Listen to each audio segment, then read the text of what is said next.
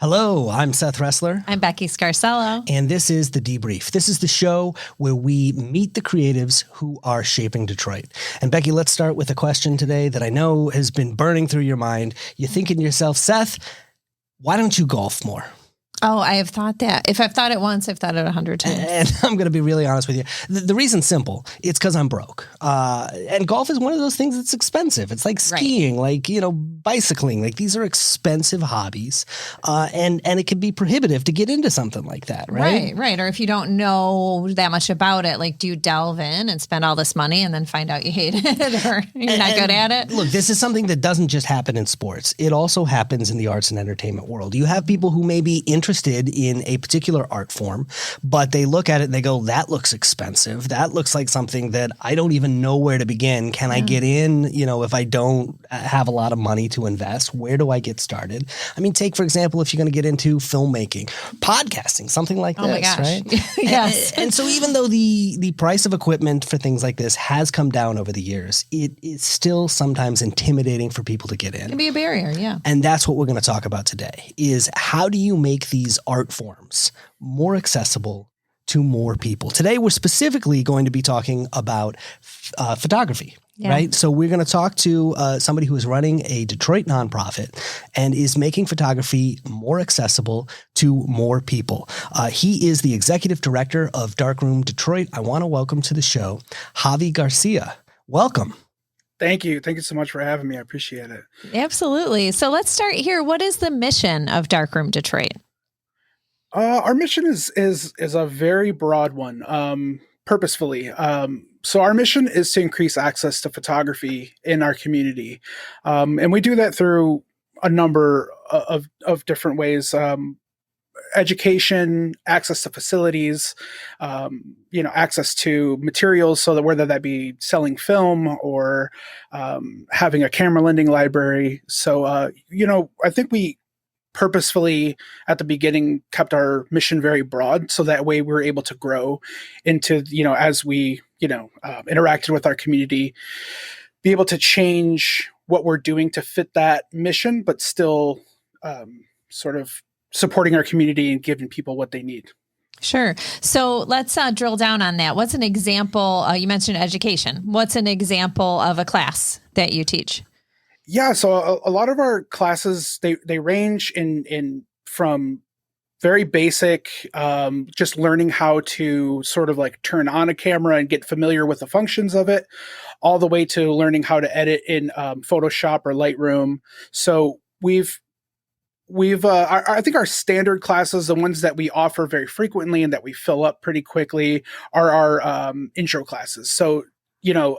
Like Seth was saying, it's sort of like when you're trying to get into something, you're trying to figure out like where to sort of plant your feet as you get started. So for us, it was really important to have classes that would comfortably, help people to do that in a very comfortable way. So having an intro to, basics of photography, right? So as people purchase new cameras, and obviously there's, a plethora of information on YouTube and all over the internet, but for people to actually interact with other photographers who are trying to learn as well, offering classes like that make it really comfortable way to get into it. So you're learning sort of in person and hands-on and just sort of learning the basic functions of like, what is aperture? What is ISO? What do those things mean? What do they do? And how do they affect the images that you make?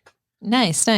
Yeah, I know how this is. I'm trying to teach myself Adobe, the whole suite of tools right now. And not only is that expensive, but then I find some course from some guy, I buy it. It turns out he talks way too fast. I can't understand anything he's saying. So then I go and buy the $60 book. And before I know it, it's expensive. Right. Absolutely.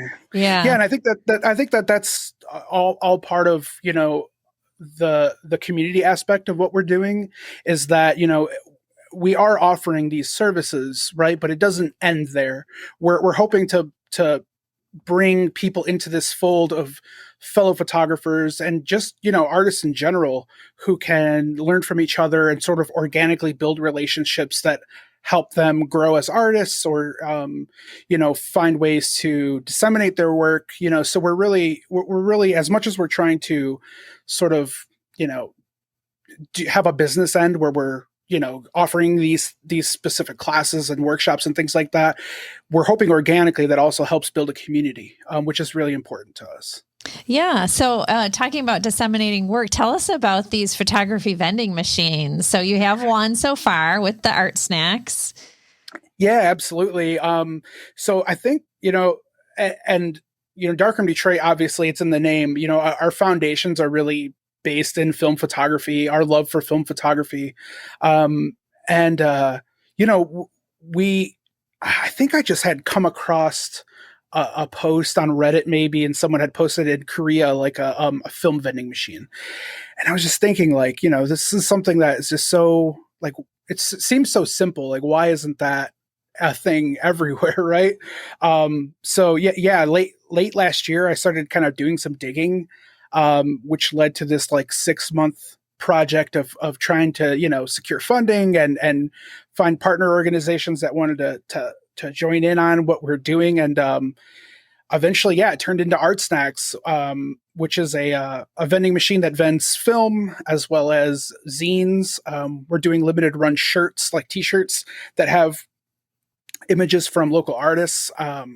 And again, like, we're hoping that it transforms as we get people wanting different things out of it. We're hoping we can see it transform to serve those things. But yeah, and our other hope is that we have 5 more just like it, because we're already getting such a great response from this one. Yeah, that's so cool. Yeah, I've seen like either vending machines for everything, cupcakes and all the ones you see in the airport. So film is new. Yeah, so you really you hit on like a trend that's out there, but for a unique product. So absolutely, yeah, and we've seen more and more projects where people are retrofitting older vending machines to vend like art, or maybe even art supplies. But we're really interested in wanting to have a really unique experience when it comes to just sort of going to a vending machine. Just seems very mundane, like you walk up, you put your money in, you get the thing that you need, and then you'd forget about it.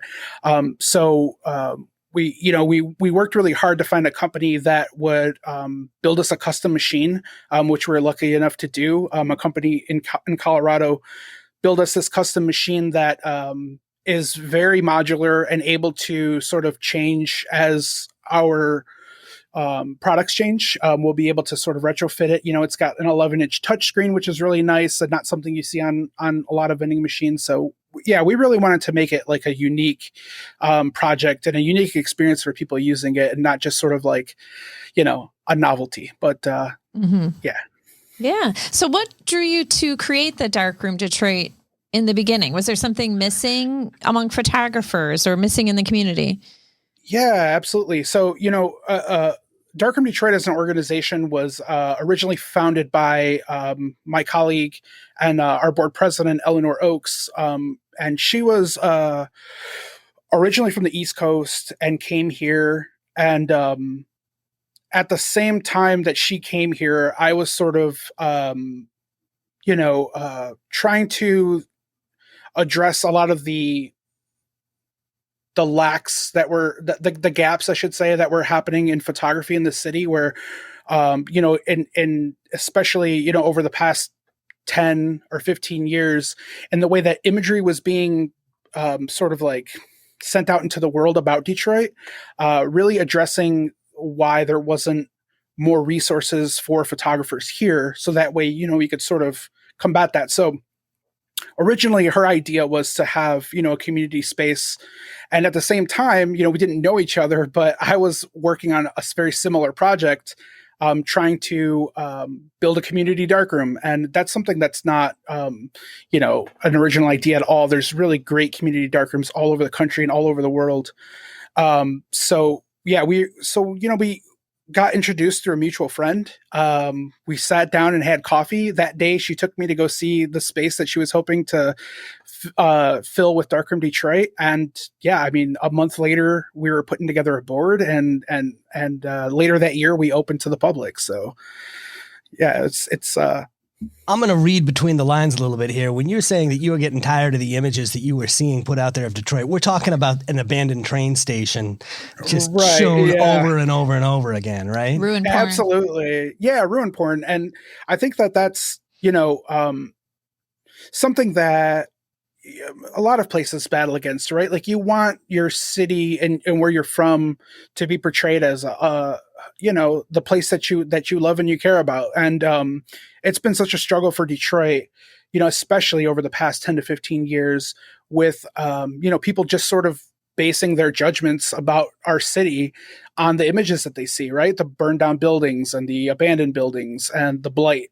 And so, both Eleanor and I, both wanted to have this place where we weren't policing people or telling people or indoctrinating people of what not to photograph, right? But sort of making this community space where those conversations can just happen organically and hopefully inspire people to want to have control of the narrative. And I think that, for us, as much as we wanted to have that really cool spot, right, that was like selling film and had a community darkroom in it and all those things, there's absolutely, and that's where like the nonprofit part comes in, where there's this idea of community that's also a part of it, where we want to be a part of changing how imaging is happening in the city as well. Yeah. So one of the questions I was going to ask you was about the importance of partnerships, but basically this was formed from a partnership. But since then, are there other organizations that you've kind of brought into the fold, or people that were aiming to do this kind of thing?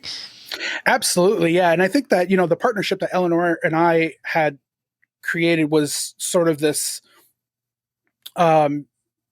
mutual, maybe like it started as like a business kind of thing.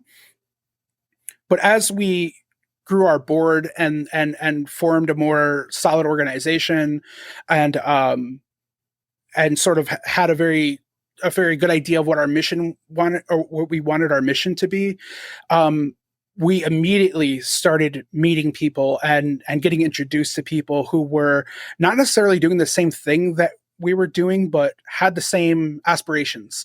And that's one thing that I very quickly learned, was how important it is to reach out to the other people in your community who are working to address an issue, right? And for a couple of reasons. One, it eliminates sort of like an overlap, so you're not sort of all doing the same thing, right? And which can be very wasteful of people's time and resources, but also seeing how we can support each other, so that's been really, really important for us, is just meeting other people, making these really great friends in organizations like Capturing Belief and Inside Southwest Detroit, and just sort of, finding out like, how do we work together to achieve this goal that we sort of all have when it comes to imaging the city, and A, not step on each other's toes, and B, have the biggest impact that we can have. Yeah, I think that's really important, to kind of listening to the community, creating community, not just trying to be in your lane of making your own little business. So it's really cool to see how that's evolved. In this process, do you have any advice for other art forms, other people, other artists that are looking to make their particular discipline more accessible? Yeah, I think it's about listening to the people that you want to serve. I think it's just like any business, right? Like you go where people want what you're selling. And I think that especially when you're selling an idea, you want to hear from the people that that you want to impact. It's about not necessarily knocking on doors, but having your door be open to the community to come in and say, hey, this is something that I want to do. I've been wanting to do. It seems really hard to do this. And sort of like Seth was saying at the beginning, like when you find this thing that's interesting to you, right? Like everything, even golfing, right, can like have its very like it's gatekeepers. It's people who are like, oh, you're the new guy, huh? Like, what do you know? And kind of things like that. So I think, yeah, it's super important to just have that open door where people can come in and want to interact and want to build a community themselves. Just give people the power to like make their own decisions and say like, hey, this is what we want and what we need. And, and then it's my job to say, okay, great. How do I facilitate that? That's great. Customer's always right, is what you're saying. Yeah, absolutely. Yeah, absolutely. All right, Javi, we've got one last question that we ask everybody who comes on the show. Here we go.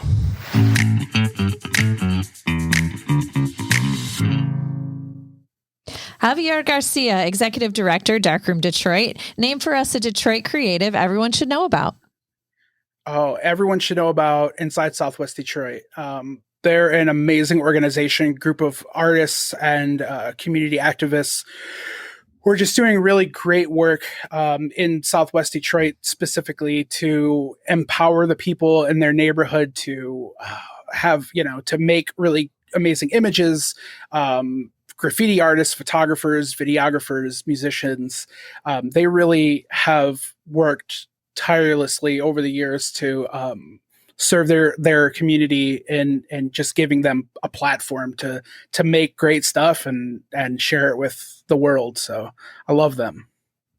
Well, very cool. Speaking of Southwest Detroit, people can go over there and they can find the Art Snacks vending machine. Go check it out. And if people want to follow what you're doing, they can head over to darkroomdetroit.org. Javi, thank you so much for joining us on the show today. This has been great. Thank you so much for having me. I appreciate it. All right, that's it for us here at The Debrief. I'm Seth Ressler. I'm Becky Scarcello. Want to remind you that there's plenty of places that you can find the show, including Apple Podcasts, Spotify, and we've got some episodes up on YouTube as well. That's it for us. Until next time, Detroit's moving. Keep up.